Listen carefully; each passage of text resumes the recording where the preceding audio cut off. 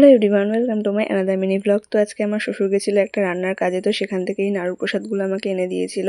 আর সন্ধ্যের দিকে বর এনে দিয়েছিল এই চপ দুটো, সেগুলোই খাচ্ছিলাম। আর দেখলাম এতগুলো গিফটস প্যাকিং করেও এনে রেখেছে, কারণ আমাদের আজকে ছিল একটা রিসেপশন পার্টির ইনভিটেশন, যেখানে কিন্তু আমিও ইনভাইটেড ছিলাম, বাট আমার বর আমাকে নিয়ে যায়নি।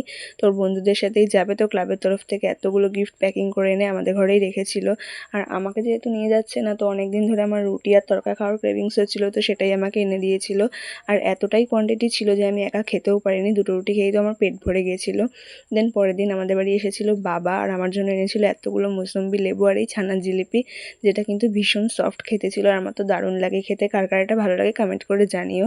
দেন বাবা বিকেলে যাওয়ার সময় আমার মনটা ভীষণ খারাপ করছিল, তো আমিও ঠিক করলাম যে আমার বাবার সাথে বাড়ি চলে যাব। তো আমার বড় আর কোনো আপত্তি করলো না। বাবা স্কুটিটা বের করতেই আমি যে ব্যাগগুলো প্যাকিং করে রেখেছিলাম, সেই ব্যাগগুলো কিন্তু আমার বর নিজেই স্কুটি অবধি এগিয়ে দিয়েছিল। দেন ব্যাগপত্র নিয়ে তো আমি চললাম বাপের বাড়ি যাওয়ার পথে। আর তখন সূর্যটা পড়ে গেছিলো, বিকেল হয়ে গেছিলো, বেশ ভালো লাগছিল গ্রামের ওয়েদার দেখতে দেখতে আসতে। আর আসা মাত্রই ঠাম্মা দিয়েছিল দুটো পেয়ারা, সেগুলো রেখে দিয়েছিলাম। মা একটা মুসম্বি লেবু কেটে দিয়েছিল, সেটাই খেলাম। আর বোন পুড়িয়েছিল দুটো ভুট্টা, তো সেগুলো দুজন মিলে খেলাম। আর রাতে হয়েছিল আমার ফেভারিট ডিনার, পরোটা আলু চচ্চড়ি, তার সাথে দুধ।